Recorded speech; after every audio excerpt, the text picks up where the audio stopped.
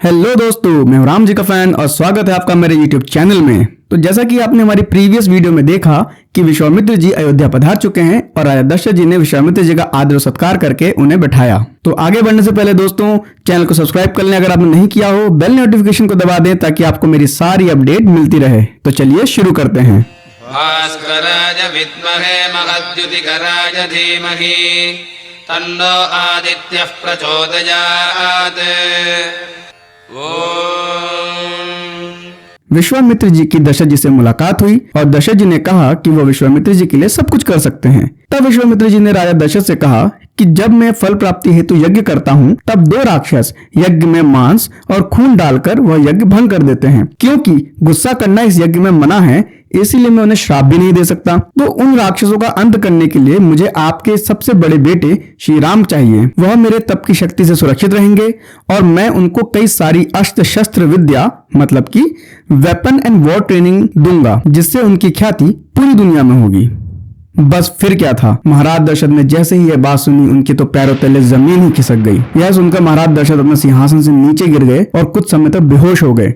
फिर जब होश में आए तब उन्होंने विश्वामित्र जी से कहा, राम तो केवल अभी 15 वर्ष के ही हैं और वह बच्चा है। आप मुझसे कहो, मैं अपनी सेना लेकर जाऊंगा और उनको मार दूंगा, पर आप मेरे श्री राम को मुझसे दूर न ले जाइए। आप मुझे बताइए कि कौन है वो राक्षस, किसके बेटे हैं? आप तो जानते हैं राक्षस युद्ध में छल कपट करते हैं और राम अभी युद्ध कला में बच्चा है, वह राक्षसों के साथ युद्ध कैसे करेगा? तब विश्वामित्र जी कहते हैं कि महर्षि पुलस्त्य के वंश में रावण नाम का एक राक्षस है जिसने ब्रह्मा के वरदान से तीनों लोगों को परेशान कर रखा है। वह खुद तो यज्ञ में भंग नहीं डालता, परंतु उसका सपोर्ट पाकर छोटे छोटे राक्षस यज्ञ में भंग डालते हैं। वह रावण कुबेर देवता का भाई है और विश्रवा मुनि का बेटा है और उसके कारण दो राक्षस मरीच और सुबाहु यज्ञ में विघ्न डालते हैं। यह सुनकर महाराज दशरथ से बोले कि मैं उन राक्षस का सामना नहीं कर सकता, आप मुझे और मेरे पुत्र को क्षमा करें, क्योंकि जिसको देव, दानव, गंधर्व, यक्ष, पक्षी और नाग भी नहीं मार सकते तो एक इंसान की औकात ही क्या है। मैं आपसे क्षमा चाहता हूँ, आप मुझे और मेरे बेटे को अकेला छोड़ दीजिए। मैं और मेरी पूरी सेना मिलकर भी शायद रावण को नहीं मार सकती।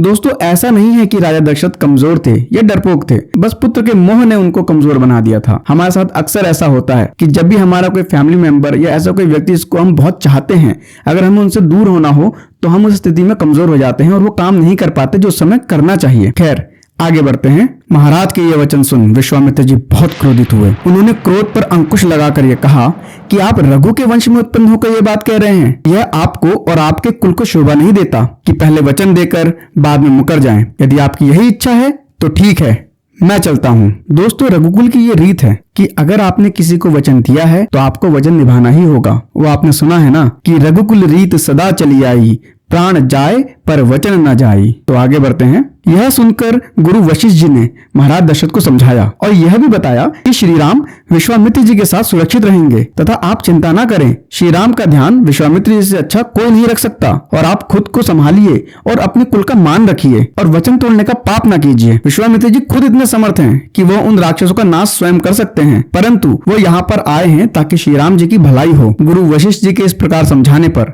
महाराज दशरथ श्री राम जी को विश्वामित्र जी के साथ भेजने के लिए राजी हो गए। और दोस्तों यहाँ खत्म होता है बालकांड का सर्ग 21।